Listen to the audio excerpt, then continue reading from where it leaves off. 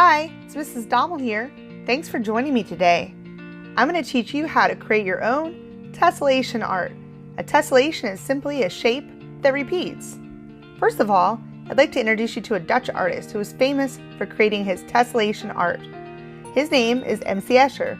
He lived until the year 1972, and during his life, he explored plane figures and how they could repeat in different ways. This is his self-portrait.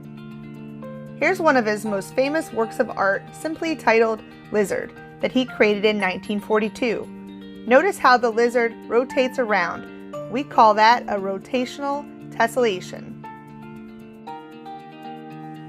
Check out this one. It's called a reflection tessellation. Look how the horses are flipped, like a reflection. This one here is called a slide tessellation. The figure just slides over to repeat. You don't need to flip it or turn it. That's the kind of tessellation that we'll be creating today. Some plane figures that can tessellate without changing them at all are a square, a hexagon, and an equilateral triangle. If you look closely at a honeycomb, they're actually little hexagons. So is the snake skin. There's a mathematical reason behind why they all can tessellate. Their interior angles add up to 360 degrees. That's not to say other shapes can't tessellate.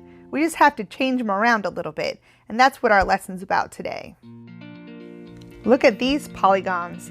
They can't tessellate without some other little shapes to fill in the spaces. We can make shapes tessellate by changing them and moving things around. So let's get started on creating our own slide tessellations. For this project, you're going to need a piece of paper. I'm using printer paper, scissors, pencil, a 2-inch square of paper, and some crayons. First, take your little square of paper and draw a line. Start at the corner, draw it any shape you want, make it simple, into the other corner. Then, right where you stopped, bring the line up again and down to the next corner. Every line needs to stop and start at a corner. Should look something like this.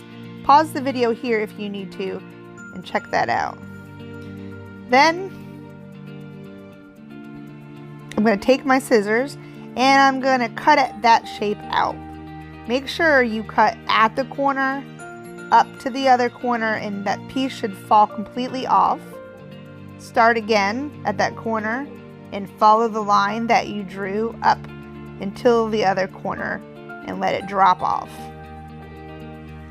When you're done with that, kind of place them back like a puzzle from where you cut them. You might have to flip them back over and stick them right back in like a puzzle. You can pause the video if you need to. For the next step, you're going to need a little bit of tape. I almost forgot to tell you, you're going to need some tape for this.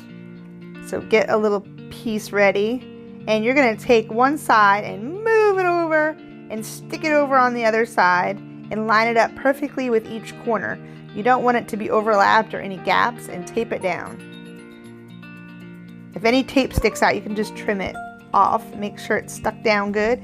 It's kind of hard. We're working a little bit tiny here because we only probably have tiny paper at home, but you can experiment. Take your other piece, make sure you stick it right back where it was, and then you're going to slide it over to the other side and tape it down. You don't want to, again, before you tape it, you want to make sure that it's really lined up. Each corner should be together like a puzzle.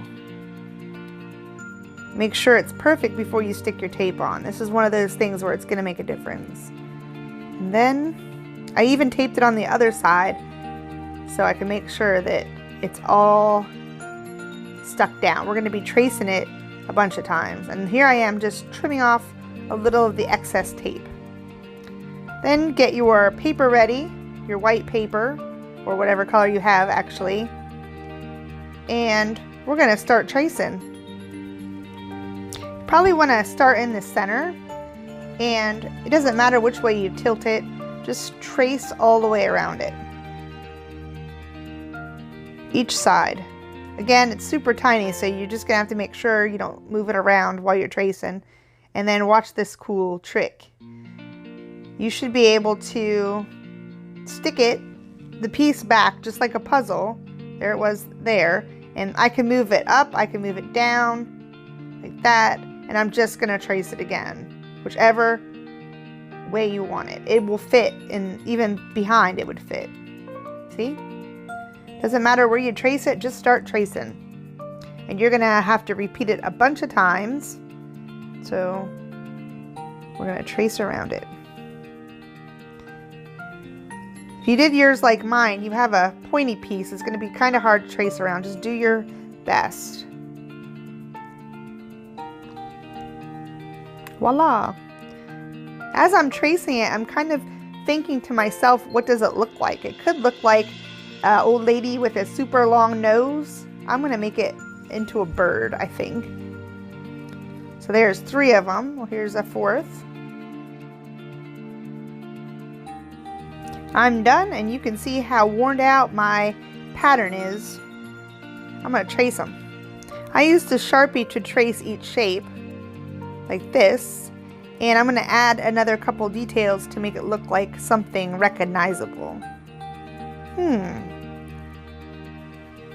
I think a bird. So I'm gonna give him an eye and separate his beak and maybe give him a little detail on his head, like its hair or feathers, I should say. I'm gonna go ahead and quickly repeat that, and when I'm done, it'll look something like this. Ooh, nice. Now, what's left is give it a little bit of color. Use whatever you can find at home, or just leave it how it is. Are you ready? Bam! Nice. Mrs. Donald did a good job. So make sure that you send me your finished artwork. Follow the link on the webpage and just let me see what you got. I'm sure it is fabulous. Thank you. I'll see you later.